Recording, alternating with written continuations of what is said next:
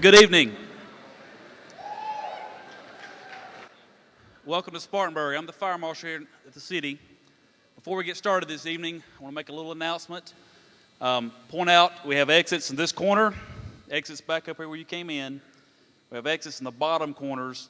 And if we have an emergency, after Mr. Carson is out of the building, we will open up an exit on this side to let people out off the floor level. I would ask if you're in the stands to please exit up and out on both sides, and if you're in the floor, just kind of conquer and divide the room, if you will. If the fire alarm goes off during the event, we're going to silence the alarm. We're going to go investigate. We have firefighters here on site to go investigate the alarm. If there is an emergency we need to evacuate, I will come out and make an announcement at that time. But please keep your seats, and we'll just move forward from there. Thank you.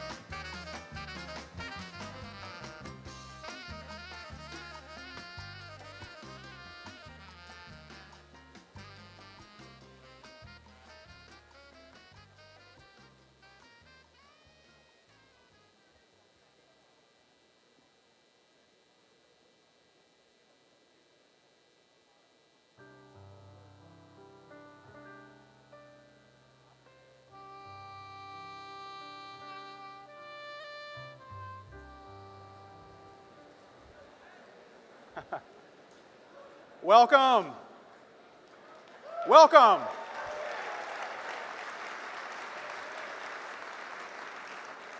My name is Matt Moore. I am chairman of the State Republican Party here in South Carolina. We are so honored that you would join us on a Wednesday night in December. So many things you could be doing at home, I am sure. But again, we are honored that you're here, and so honored to be at Wofford College in Spartanburg, South Carolina, in the first in the South primary state.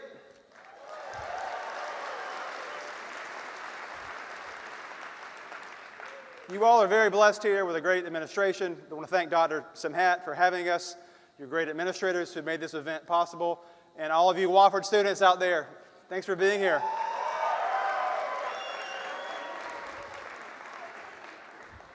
Now, no matter who you're supporting in this primary, your voice matters. We hope every single one of you will vote February 20th, 2016. Mark your calendars.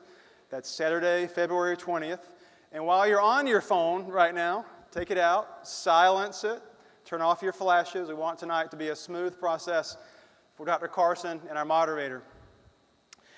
I do want to call up in just a moment our Wofford College chaplain. But I do want to say, please take your responsibility as voters in this primary very seriously. Every second matters between now and the primary next spring, and we do expect record turnout in that primary. So now I want to call up Wofford College's chaplain, Dr. Ron Johnson, for our invocation. Let us pray. Almighty God, who has given us this good land for our heritage, may we always prove ourselves a people mindful of your favor and glad to do your will. Tonight, our hearts grieve with our friends in San Bernardino. We know that prayer is not enough, but it's a place we must begin. So we pray that you save us from violence, from discord and confusion, from pride and arrogance, and from every evil way. Bless our land with principled industry and sound learning. Defend our liberties and fashion into one united people, the multitudes who have come here from many shores, who speak many tongues and practice many faiths.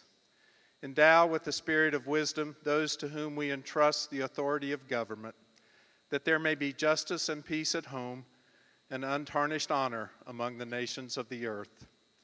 In the time of prosperity, fill our hearts with thankfulness, and in the day of trouble, may our trust in you not fail. All we ask in your holy name. Amen.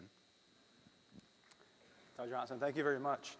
Now, if you would please rise, we have a Wofford graduate and a veteran, to deliver our Pledge of Allegiance. Gerald Keel is a 2004 Wofford graduate, a retired Marine. Marines are never retired, is what I hear. Master Gunnery Sergeant of 28 years. Good to see you, sir. Thank you. Thank you. I pledge allegiance to the flag of the United States of America and to the republic which it stands, one nation, under God, indivisible, with liberty and justice for all. Thank you. Thank you, sir. Now if you would remain standing, your Wofford Gold Tones will come forward for the national anthem. Ladies.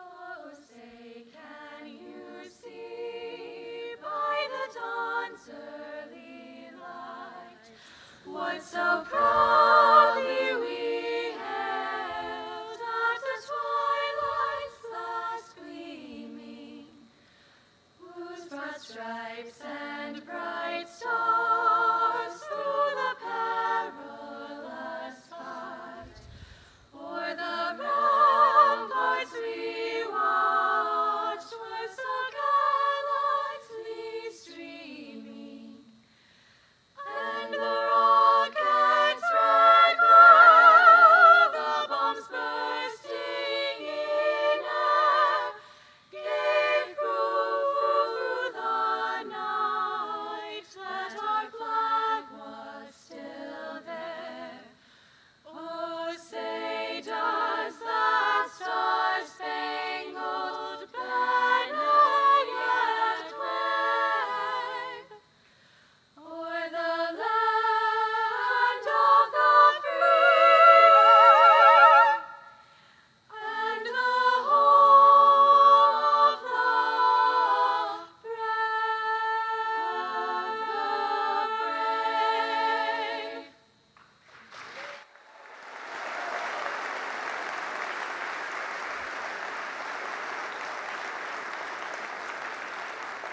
You can be seated.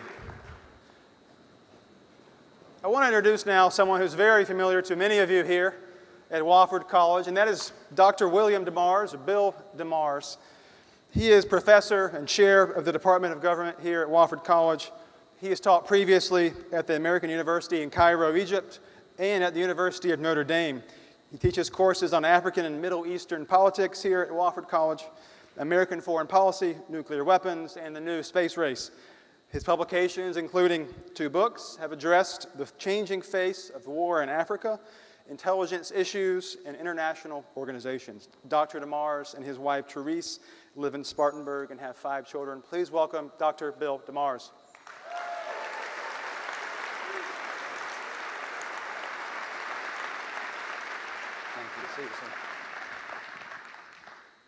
Thank you, Matt, and welcome everyone to Wofford College.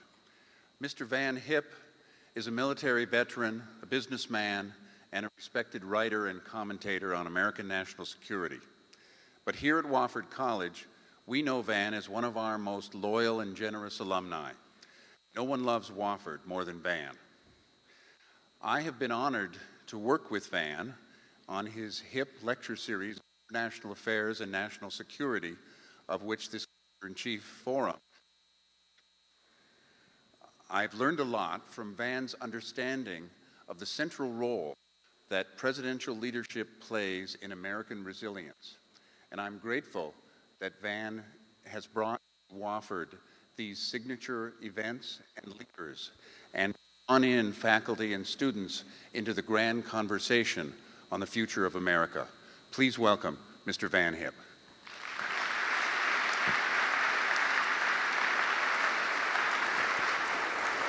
Thank you, Dr. DeMars. Thank you.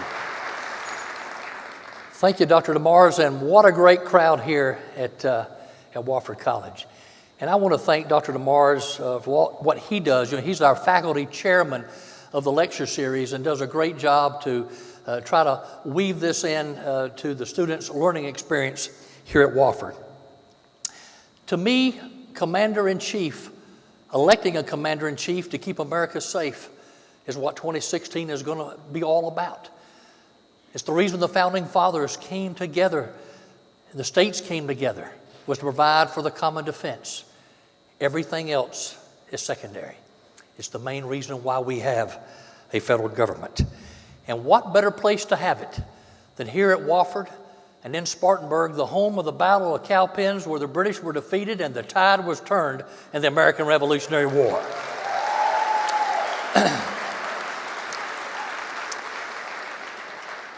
And I got to be honest with you, this is an open forum. We want all major presidential candidates to come. But as we approach the candidates, there was one major presidential candidate who came forward first and said, I want to be at Wofford College. I want to participate in the Commander-in-Chief Forum because I want to talk about keeping America safe. He's the same man who was the first major presidential candidate to go to the Mideast and visit Syrian refugee camps. His name is Dr. Ben Carson, and he's with us tonight.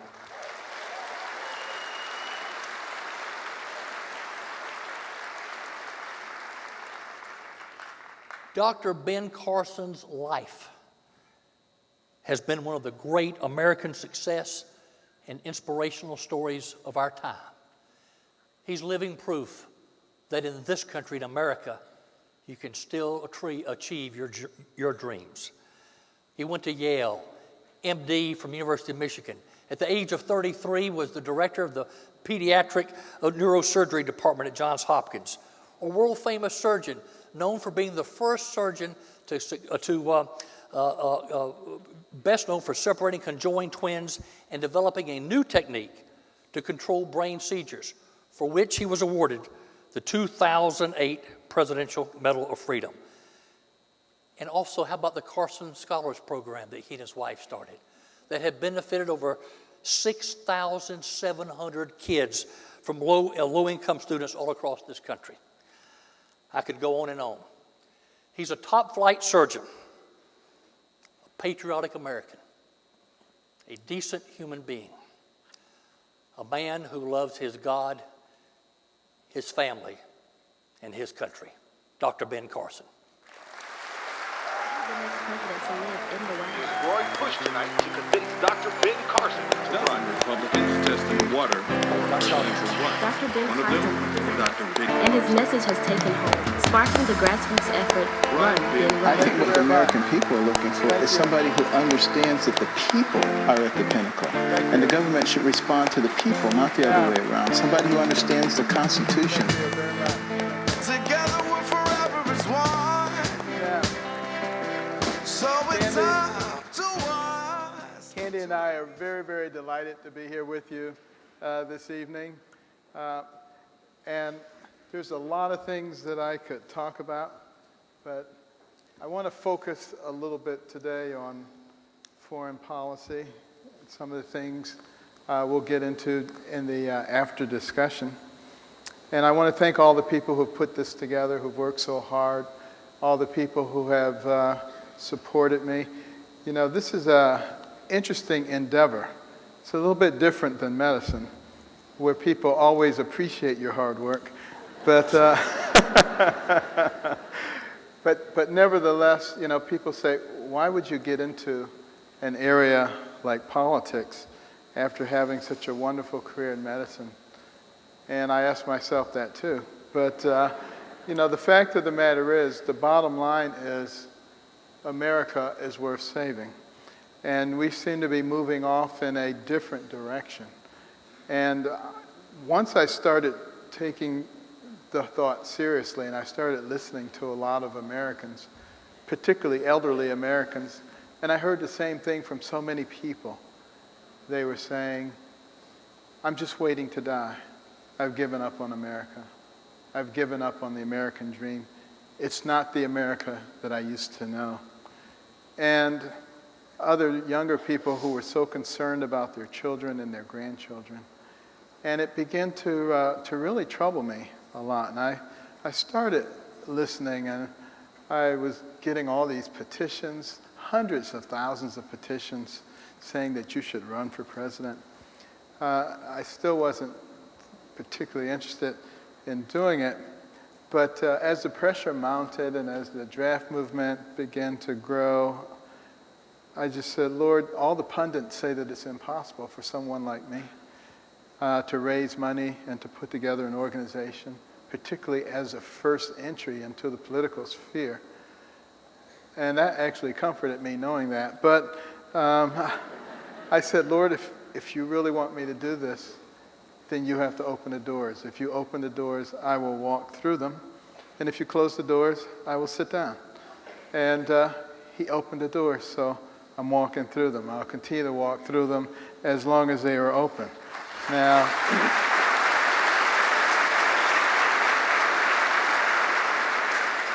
you know, I think America is such an amazing place, and I feel so fortunate to have been born here and to live here. And I've visited a lot of countries, 58 different countries, and I'm always so grateful to be back here. And it kind of bothers me sometimes when people are denigrating our nation and saying how horrible it is. If it were all that horrible, why are there so many people trying to get in here and not too many people trying to escape? Obviously, it's not that bad a place. And it's actually a very good place, a place where people can realize their dreams. And that's why it is so vitally important that we protect our nation and that we take advantage of one of the most wonderful documents that has ever existed, the Constitution of the United States of America. If we're just willing to look at it and just read it and understand what it says about the role of government and the rights of the people. You know, I think some people probably misinterpret what it says, like in the preamble where it says, promote the general welfare. Some people think that means put everybody on welfare, but I don't think that's what it means. And it also talks about our duty to provide for the common defense.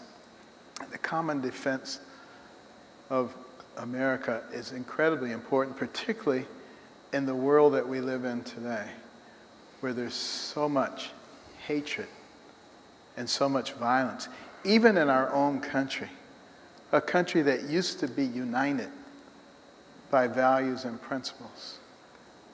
Now we're in the process of allowing it to be torn apart by the purveyors of hate and division.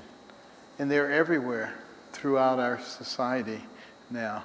And people get to the point where they're actually willing to take a gun and go out and just kill people indiscriminately. We had another incident today, San Bernardino.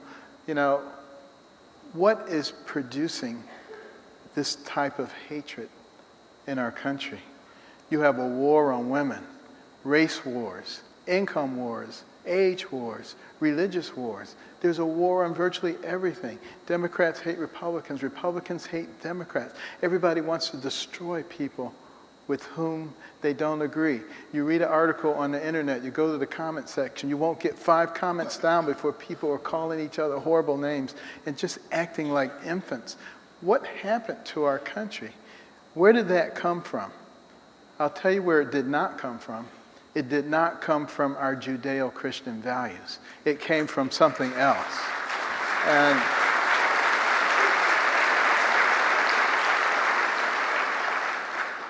And we must be willing to combat it in every way that we can and recognize that, you know, we're here for a purpose in this nation, the pinnacle nation in the world.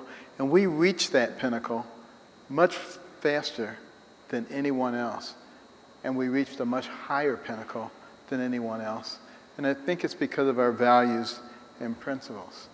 Now, this past weekend, we were in the Middle East. I decided it would be a very good thing to actually go there in person and see what was going on. Because one of the things that I've discovered is that what you see and hear on television and in the media generally, frequently does not correspond with reality.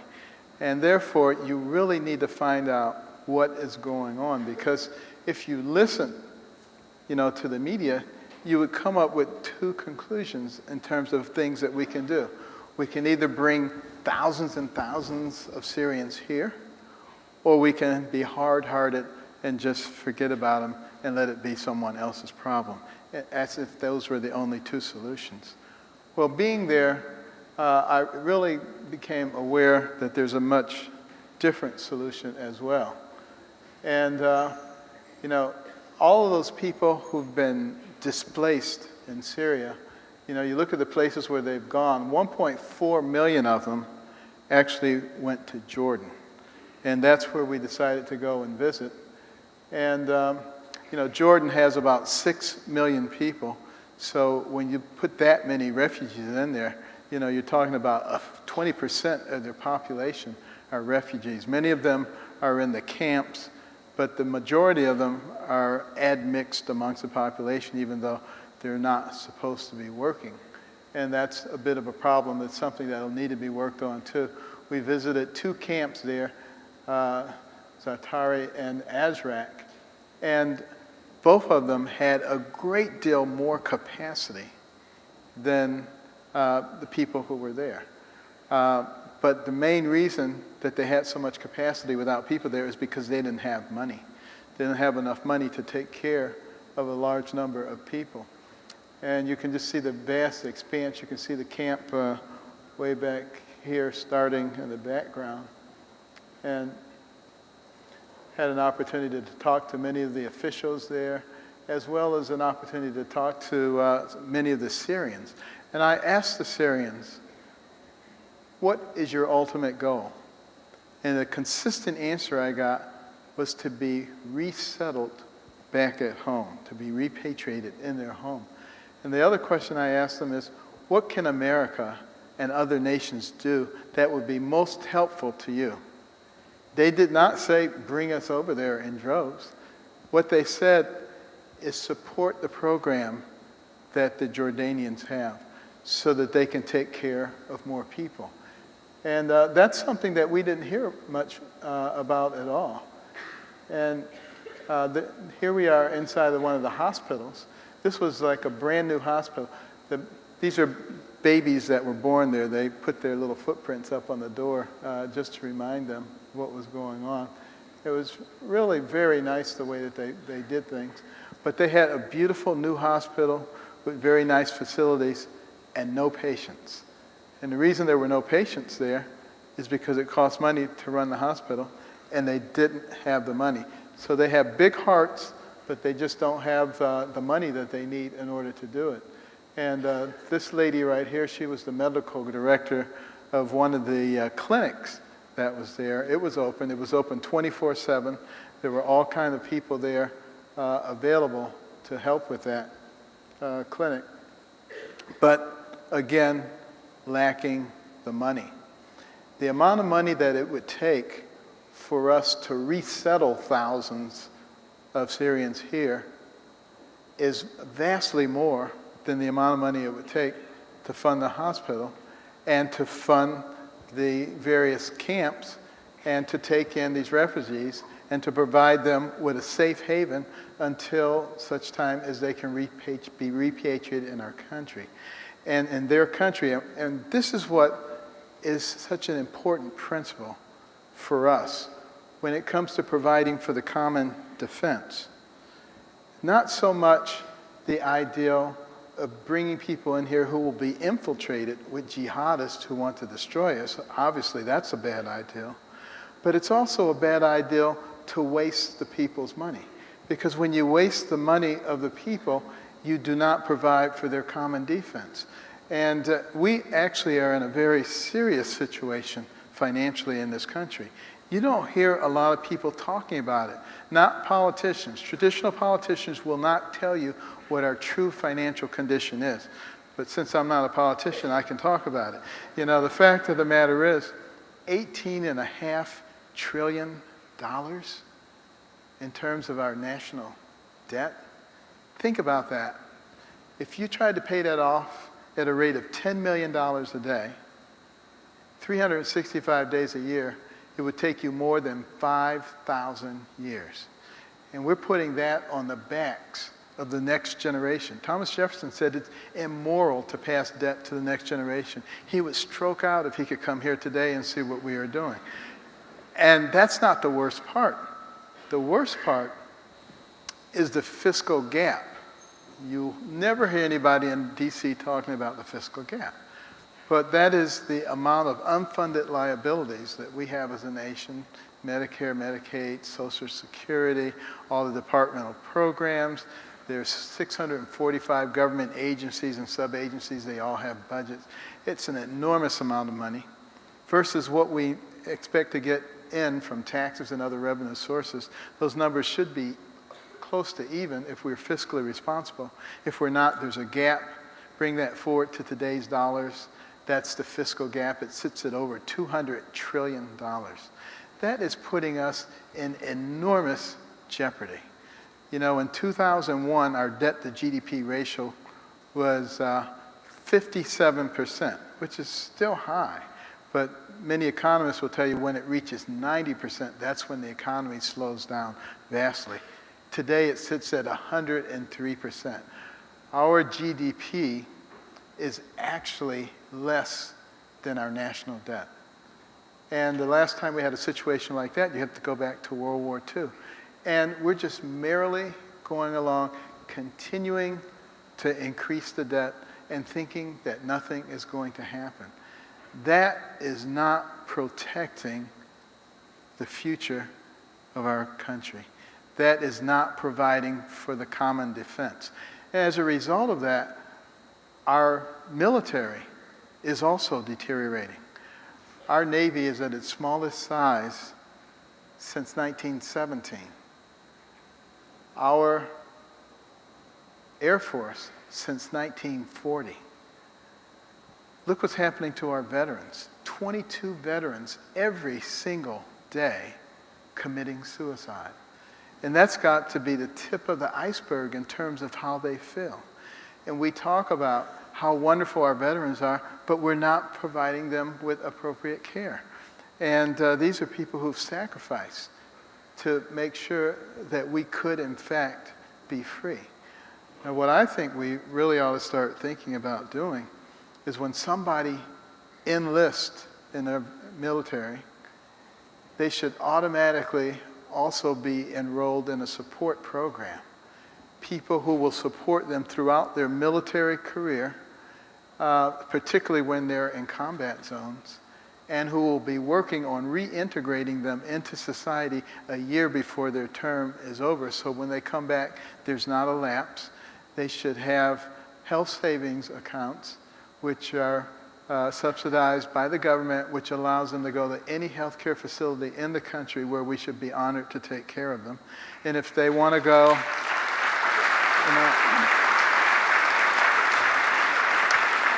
if they want to go to a VA facility, they're certainly welcome to go there. But I think we can use VA facilities as research institutions for traumatic brain injury and also for post-traumatic stress disorders, for limb replacement, for the whole variety of things that are relatively unique to that population. And if we started doing things like that, we wouldn't see the 14% decrease in the number of people applying for the military. You know, at the rate that we're going, we'll have to start thinking about the draft. And we never wanted to get back to there. What we really rather do is take care of our people and let them know that we honor them and honor their service so that we don't get into that situation in the first place. And that makes a big difference.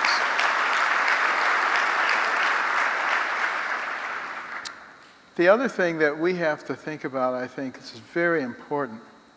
When we're providing for the common defense of our citizenry, we must recognize that that means having a very strong military. If we don't have the military right, then nothing else is going to matter. And we need to be willing to put what we need to put into it. You know, we stopped our space program several years ago. And think about all the inventions that came out of the space program. Many of the things which kept us a step ahead of everybody else when it came to military warfare. Even things like your cell phone came out of the space program. And in the future, he who controls space will control the Earth. This is not an area that we can afford to be behind in. Also, you look at things like our electric grid, which we've allowed to deteriorate and become archaic. It is extraordinarily vulnerable to things like an electromagnetic pulse, which can come from the sun. It averages an electromagnetic pulse every 150 years. The last one was 155 years ago. We're due one, and it could destroy our grid, set us back decades. That is something very worrisome. We are also very vulnerable to cyber attacks because of the archaic nature of our electrical grid. And a nuclear explosion in our exoatmosphere by one of our enemies in the right place could also provide an EMP that would set us back. Now just imagine, if you will, something like that occurring and planned by our enemies, set off this EMP and a major cyber attack in several areas simultaneously and exploding a couple of dirty bombs. Can you imagine what would happen here in the United States? And we need to be thinking about these kinds of things, and we need to be guarding against these kinds of things. We have to supply adequate resources to our FBI so that we can follow people appropriately who are suspicious characters. And I don't, however, believe that we need to be spying on all Americans. We need to do this in the appropriate way. If you need to look into somebody's background, it's easy enough to get a warrant to be able to do that. We must not allow our civil liberties to be violated and the Fourth Amendment to be violated because we're afraid, because that's happened in too many countries in the past. We don't want anything like that. But by the same token, we don't want to do things that are silly.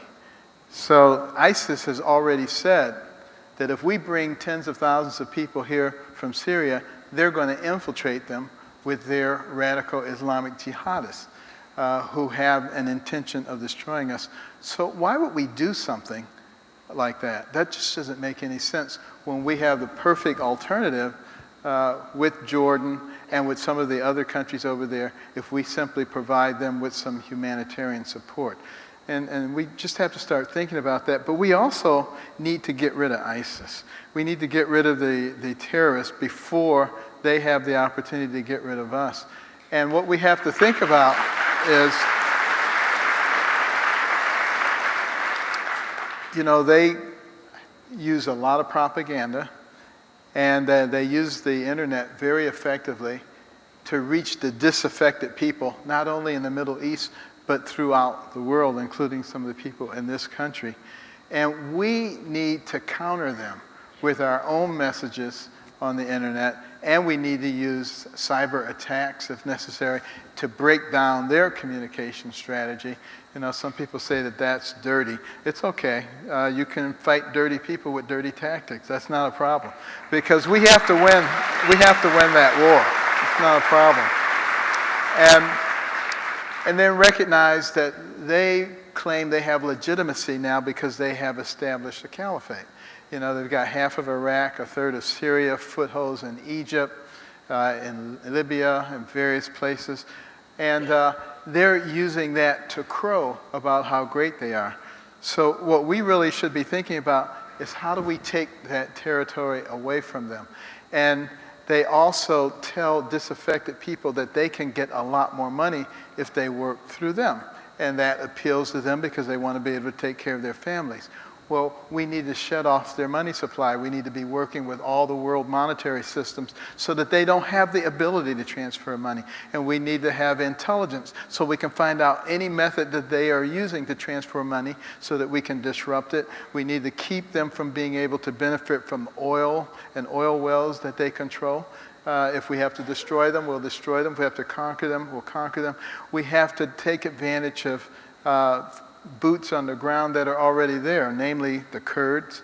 You noticed a couple of weeks ago with Sinjar, the Kurds, with our help of special ops, were able to shut off all the inflow into that city, which softened the target, and therefore when they came in with special ops and with air support, they were able to take that city fairly easily. That's a model that works. We ought to be thinking about doing that now with Raqqa. You know, that's their command post. It only has 4 major routes in and out of Raqqa. We can shut those off, again, using the same types of techniques, starve them out, and then it becomes a soft target. You go in and take it, and if they run somewhere else, then you find that place and you do the same thing, and you keep making them run. If they're always on the run, they don't have time to attack you over here. So we need to be much, much more aggressive if we really want to protect the American people. And this is the kind of thing that we have to be thinking about. And some people say, but you're a doctor, and you're about saving people and saving lives. How can you be talking about, you know, getting rid of ISIS and killing people and doing things like this? Well, I'll tell you a secret. When you decide that you're going to fight, you need to just go ahead and get it done. Fewer people will get killed. There'll be less misery if you just go ahead, chop off the head, and move ahead to the next thing. And that's what we're not, when we drag it out, all we're doing is torturing people and making people's lives miserable. We have the capabilities. And, you know, I've had an opportunity to talk to many military strategists. I'll tell you, it'll blow your mind how smart some of these people are with their military strategy. The problem is we have an administration that tries to micromanage them, that thinks they know more than they do, and they don't, and that's the problem. And we utilize our people the right way.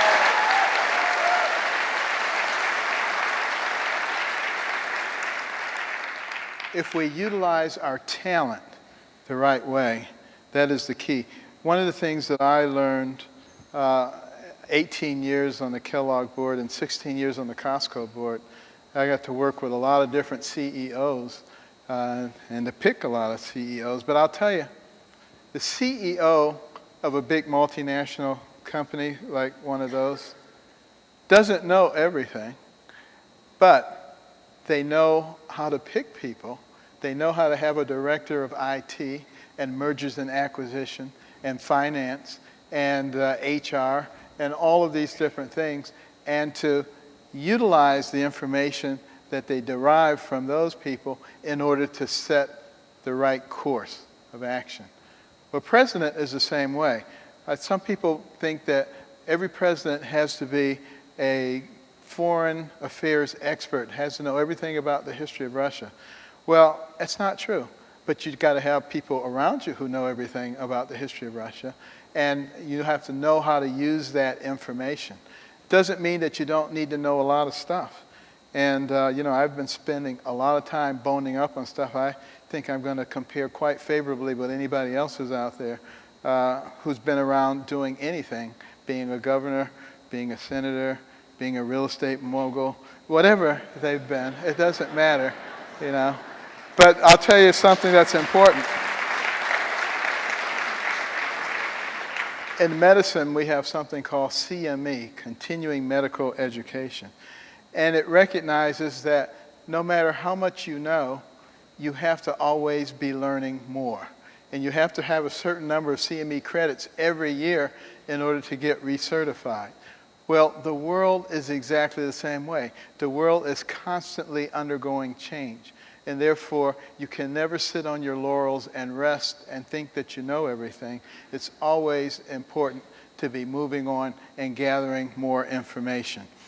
And then the last thing I'm going to say before I sit down and we have our discussion is that, you know, we are in a very difficult situation in our country right now, giving away our values and principles for the sake of political correctness. And it's hurting us.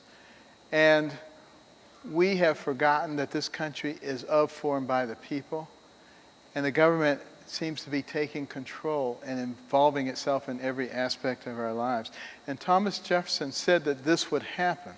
He said that the people of America would become lax, they wouldn't be paying attention, and as a result, the government would grow and infiltrate and dominate.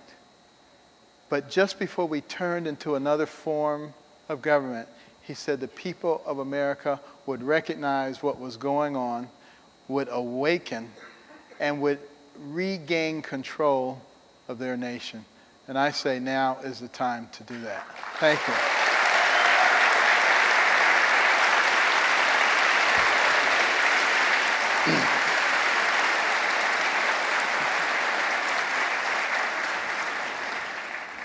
Dr. Carson, your presentation about your recent trip to Jordan and going to the Syrian refugee camps is a good lead into a question that a number of Wofford College students asked tonight, and it's this: is it in the interest of the United States to arm Syrian rebels? It is in the interest of the United States of America to get rid of ISIS and to get rid of the radical Islamic terrorists.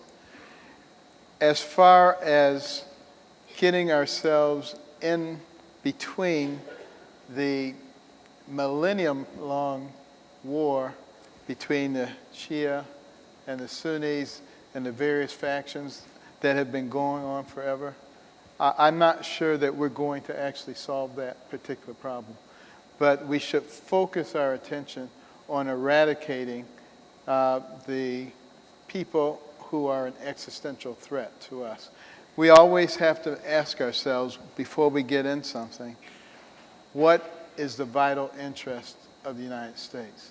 And I don't believe that we should actually be insinuating ourselves into everybody else's situation unless we can clearly define a vital interest for ourselves. I believe that was the Ronald Reagan test. It's a pretty good one. Dr. Carson, you talk about Jordan. I'm reminded of King Abdullah. I got to know him years ago when he commanded the Jordanian Special Forces. A great guy. He came to our Congress earlier this year and complained that our State Department was putting up all kinds of bureaucratic roadblocks on the things he needed to fight ISIS and take the fight to radical Islamists.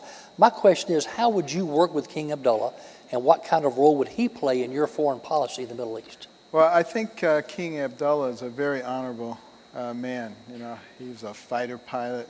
He's a very brave individual. And he has been a good friend to us. You know, several years ago, they made peace with Israel as well, which was a big help for Israel.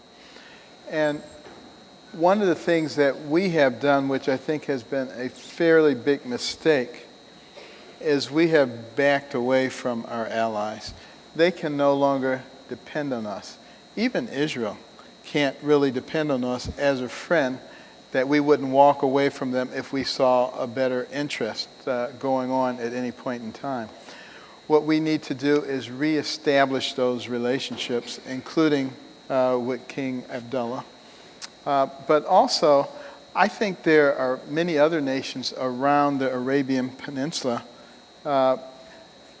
And the reason that they're not enthusiastically with us and backing us is because they're pragmatic. They want to be on the winning side. And they're not 100% sure that we're going to be the winning side, or that we are going to back them up, and they don't then want to be the ones who are taking the full brunt of the anger of ISIS or the radical Islamic jihadists. So I think we would get a lot more cooperation. And when we talk about, you know, coalition building, it would be much easier to do if people actually respected us rather than just saying, oh yeah, there they are talking again. And when you think about the difference in the world that occurred between the time that Jimmy Carter was the president and when Ronald Reagan became president, that's the model that we need to look at. You'll notice that the day Ronald Reagan became president, the Iranian hostages were released because they didn't want to deal with him. And I think that's the kind of image that we need to have. Some people say to me, you're too soft, you're too nice. I am nice, but that doesn't mean I'm soft. You know, there's a difference between being soft and being nice. Being nice means you take into consideration what other people have to say. You don't try to intentionally hurt people for no good reason. But you also know what your goals and your priorities are, and you're willing to do that. You know, as a surgeon, you know, a lot of times a little kid, you know, they're very afraid because you're going to have to cut them. You're going to have to take a tumor out or do something like that. And, you know, you become the bad guy. But later on, they realize that you're the good guy, and you had to do that in order to save their life. And it's the same kind of thing. You can be nice, but you have to know what your goal is. And sometimes you have to do things that might appear in the short run to be hurtful, but in the long run, assure that you accomplish your goal. Recently we saw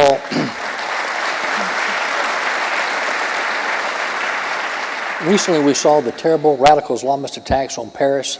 Our FBI director now tells us he's got 1,000 active investigations looking at people with potential connections to ISIS in all 50 states of America. How do we confront and fight radical Islam on American soil? Well, it's a good question.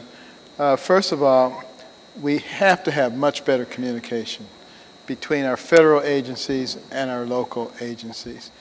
You know, and some of the cases that have occurred previously, we had information, for instance, on the Syra brothers, but that information was not transmitted to the local authorities.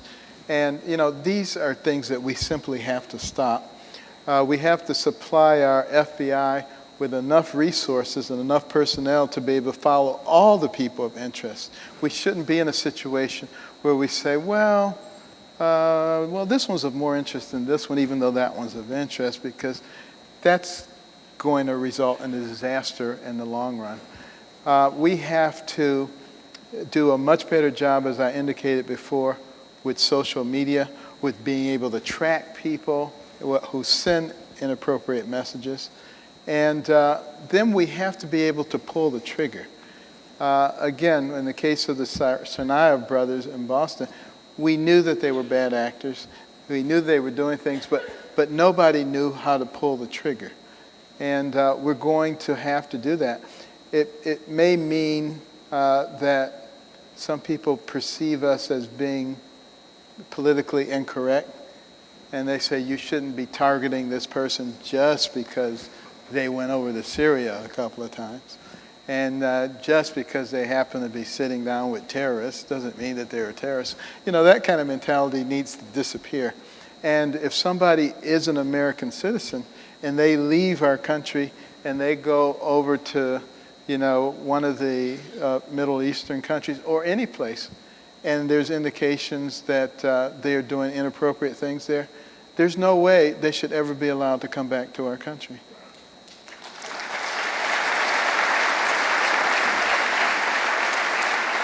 You've mentioned social media. How do we fight ISIS on social media, and are Facebook and Twitter doing enough? Well, you know, they are propagating their message out there. And it's a message that tells people that we can give you a much better life. We are not countering that with our message. And we need to be talking about the values and principles that made America into a great nation and what opportunities exist for people through their hard work. We also need to be talking about basic things like decency. We need to be talking about life, even in our own country. You think about this. There are millions of Americans who think that it's okay to kill a baby. And so why wouldn't we recognize that there are people who have all kinds of aberrant thinking patterns? And what we need to do is to educate them. But we cannot educate them if we don't talk to them, if we don't engage in a conversation. And we can use the internet to engage in that conversation so that they can begin to see that, yes, there are alternatives. I think we also need to be talking to the imams and the clerics and telling them that we need them to help us to be able to recognize those individuals who have become radicalized, who were the good ones, who are the bad ones. You know, if they can't recognize them, how do they expect us to be able to recognize them? And if we can't recognize them, then we certainly can't let them in here. Earlier this morning in NATO, kind of a surprise, the foreign ministers of NATO came together and offered NATO membership to the tiny former communist country of Montenegro. And of course, the Russians are going ballistic and threatening all kinds of retaliation. Your thoughts? Well, you know, I'm delighted that Montenegro may become the 29th member of NATO. I think it's a wonderful thing. You know, Putin's a little disturbed because he sees this as one more place that maybe he can't attack if they're members of NATO or can't bully. I think we should be encouraging as many nations as possible to get involved. You know, they have to be willing to commit like 2% of their GDP to defense. But I think it will make a big difference. And I think also that we need to play a bigger role. You know, you look at the whole Baltic basin. I'm not talking about the Balkans, I'm talking about the Baltic now. And, you know, Estonia, Latvia, Lithuania, you know, they're starting to feel a little threatened by some of the saber rattling that's going on there. I would put in some more armored brigades there. And I would have some more military exercises. And I might even think about reinstating the missile shield in Eastern Europe. I know that irritates Putin to a great extent, but the reason it irritates him is because he wants to have the ability to, you know, threaten those people. And they shouldn't be threatened, particularly if they're NATO allies of ours. And if we show a much stronger spine, we're much less likely to have a problem. You think how Ronald Reagan was able to win the Cold War without firing a single shot because we had real strength. And real strength is the way that you stop aggression. You know, you look at our naval fleet. We've got to find a much better way to get, you know, carrier groups out there. You know, we have a carrier group, the Ford carrier group, scheduled to come online next year. And then we have one in 2024 scheduled to come on to Kennedy. And then the Enterprise to come on, you know, a few years after that. And then that'll bring us up to 12, which is about what we need to be able to project across the world. But that's taking way too long, and who's to say that we have that much time? So we really need to buff up our ability to get the right kind of defense in place. You talk about maybe deploying an armored brigade. Well, come January 2017, let's say there's a commander-in-chief, Dr. Ben Carson, in the White House. Our military has been gutted. We have to go back to pre-World War II times to find an army this small. We've got more admirals than ships. How does the U.S. military look under Commander-in-Chief Ben Carson? It looks like the strongest military force that the world has ever known.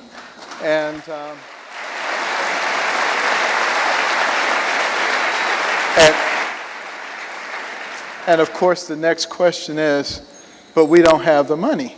You know, we have all of these horrible deficits. How are we going to do that? Well, bear in mind, we have 4.1 million federal employees.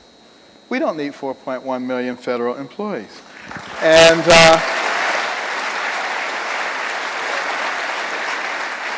645 federal agencies and sub-agencies, all of which have a budget, all of which have fat in them, which need to be trimmed out of there. You know, we need to run the federal government the same way a business is run. The people deserve to have that happen. And that's going to cut out a lot of waste, but that's not going to be enough. We also need to reform our economic system. We have the most powerful economic engine that the world has ever known, but it cannot function because we have wrapped it with a ton of regulations. Those regulations make it very difficult to create the right atmosphere, and we have a tax structure that is onerous. We have to create, once again, that environment that encourages entrepreneurial risk-taking and capital investment. Those are the fuels of that economic engine. And once we get that economic engine roaring and we cut all of this waste out of the government, we'll have plenty of money to do what we need to do with. And this is what the American people deserve in a government, and they deserve a government that they can trust and not one that is just full of political decisions all the time. Right.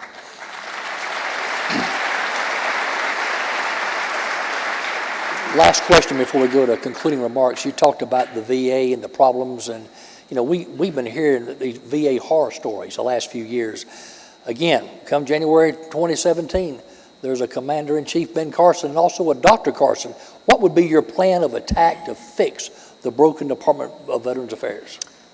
Well, it would be the same plan that I would have to fix all the broken departments in the United States government, and that is accountability. That is the thing that is missing right now. People do bad things and nothing ever happens to them, or they get transferred to another department. And I just think that that is absolutely the wrong thing to do because they are wasting the taxpayer money. So when it drives the left crazy when I say this, but I would actually have people out there who are observing what our federal employees are doing. And they would look like anybody else who was coming in for services, but they would be reporting on what's happening.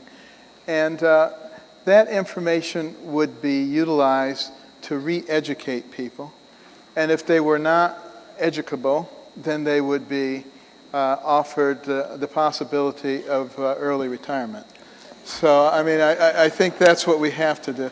And I also think that we need to involve the veterans themselves in the way that the Veterans Administration is operated. They're the ones who know best what the problems are. Let's let them be involved in helping to fix the system. Dr. Carson, I want to thank you for coming here tonight and talking about the things it's going to take to keep America safe. And thank you for coming here to our Commander-in-Chief series. And at this time, I'd like to ask you if you'd like to make any concluding remarks. I would simply to say that every single one of us has a role to play in saving our nation. If you think back to the pre-revolutionary days of this nation, pioneers were not very happy with King George III and his tyranny. So they decided that they would get together in town hall meetings, sometimes in their living rooms, sometimes in their barns, sometimes in the middle of the street, inviting everybody, even the loyalists. They said, what kind of country do you want to have? What do you want to pass on to your children and your grandchildren? What are you willing to fight for? What are you willing to die for? And they encouraged each other. And that's how a ragtag bunch of militiamen was able to defeat the most powerful and professional military force on earth. We must once again do that. Each one of us has a sphere of influence. We know people who have not been involved, who didn't vote last time. 93 million Americans who could have voted did not vote last time. 30 million evangelicals who could have voted did not vote. Everybody here, pick 3 people in that category that you know of and go and talk to them. And make sure that they know when they don't vote, they are voting. But they are voting for the wrong people. And if we get the wrong people in office once again, and they get 3 Supreme Court picks, America as we know it will be gone. And we'll have no one to blame but ourselves. And we also need to recognize that even though President Obama says we are not a Judeo-Christian nation, he does not get to choose what kind of nation we are. We get to choose what kind of nation we are. Thank you. Dr. Carson, thank you. Thank you for coming back.